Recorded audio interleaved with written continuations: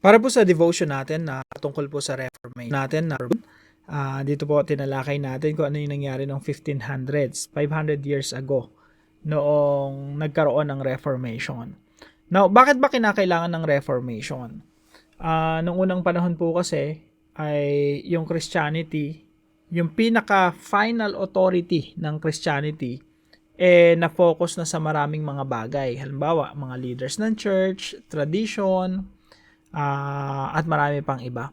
Pero yung mga Kristiyano nung mga panahon ng Reformation, na gusto nilang magkaroon ng Reformation, ang gusto nila sa Bible lang. So, yung Reformation po, simple lang po yan. It's about the movement. Ano po yung movement na yon? Back to the Bible movement. So, yan po yung nangyari ng 1500s. Yung panahon po na yon, yung Biblia ay hindi po available para sa masa.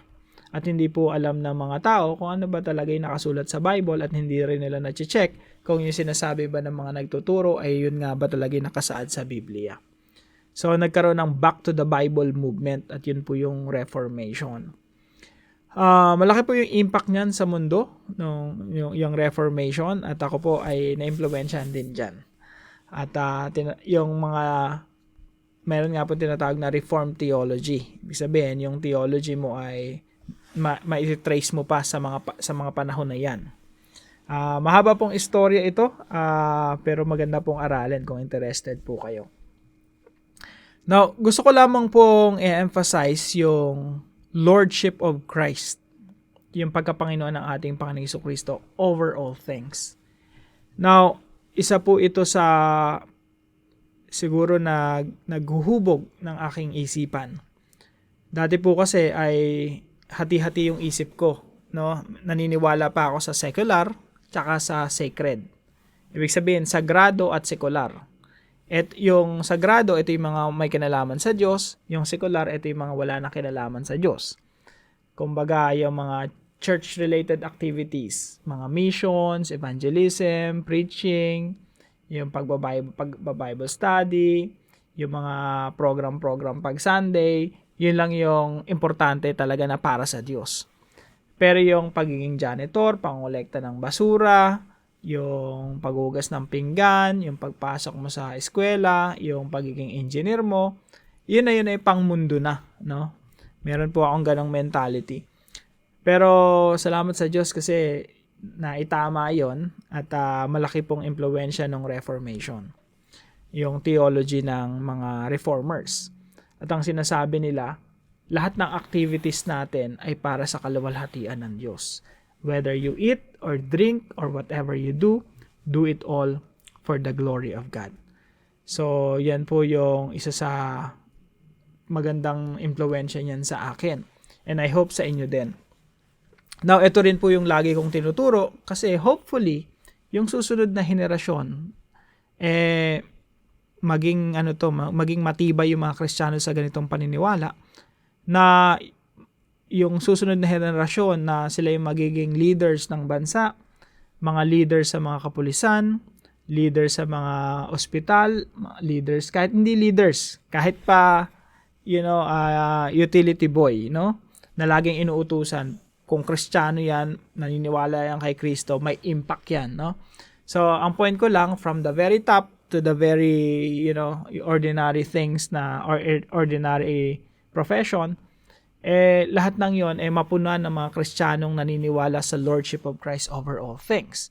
At yan po ang magdudulot ng pagbabago sa ating bansa. Gusto po kasi natin ay mag-glorify yung ating Diyos sa ating bansa. And hindi tayo po ay inassign dito sa Pilipinas ng Diyos. Pinanganak tayo bilang mga Pilipino, disenyo yun ng Diyos, plano yun ng Diyos. Tayo po yung mga Kristiyanong Pilipino, and there's a reason behind that. Ang gusto ng Diyos generally speaking, abutin natin yung sarili nating bansa o yung sarili nating mga ethnic groups. Of course, marami mga Pilipino around the world, marami yung sumusubaybay dito sa ating channel. Kayo po ay nandyan kung nasan man kayo para maging asin at ilaw.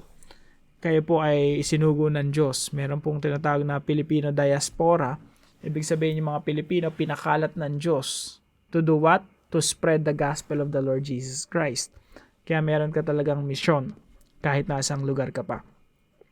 Now, kahit ikaw ay isang tao na OFW, let's say nagtatrabaho sa isang bahay, or yung iba nagtatrabaho sa mga ospital, or yung iba nagtatrabaho sa mga opisina or sa mga restaurants, kung ikaw ay Kristiyano, kasama ka rito sa movement na ito, sa kilusan ni Kristo.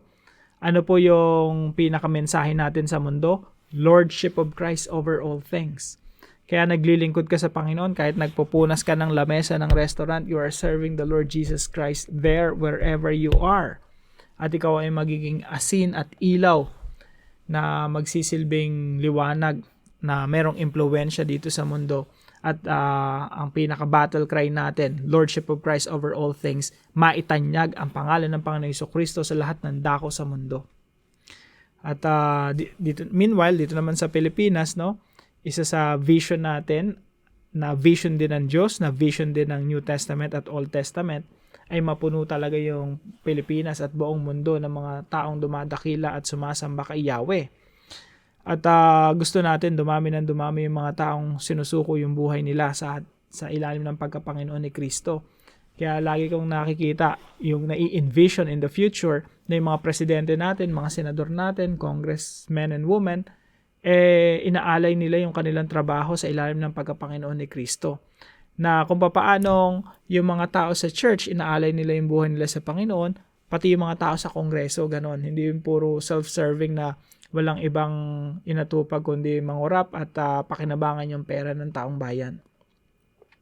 So tayo po naniniwala sa Reformation. No? Yung Reformation po na nagsimula long time ago, yung 1500s, continuous po yan event po yan. At hindi lang nagsimula ng 1500s yan, nagsimula talaga kay Jesus Christ yung Reformation. So yung Reformation, tuloy-tuloy po yan hanggang sa kasalukuyan. At yung Reformation po, hindi lang pang church. Yung Reformation po, pang gobyerno din, pang education din. Kaya lahat kailangan natin na magkaroon ng reforma sa lahat ng aspeto ng buhay natin, maging sa ating mga relasyon, sa ating mga personal na buhay, hanggang sa nag-i-improve tayo. At hindi lang tayo nag-i-improve, pati yung education natin, yung bansa natin nag-i-improve, at lahat ng ito pinapasakop natin sa pagkapanginoon ni Kristo. So, sama-sama po tayo, no? Kung nasan man lugar tayo inassign ng Panginoon, yung iba sa inyo, OFW, yung iba sa inyo, mga nurses, yung iba sa inyo, mga nasa mga kapulisan, gamitin natin yung mga resources natin, yung lugar natin, yung teritoryo, kung nasan man tayo, bilang mission field. Mission field natin na yon. At ang goal natin ay maitanyag ang pangalan ng Panginoon Jesucristo at mas maraming magsuko na kanilang mga buhay sa ilalim ng pagkapanginoon ni Kristo. So yun lamang po, magkita-kita po tayong muli bukas alas 5 ng umaga dito sa ating Daily Devotions. God bless you po.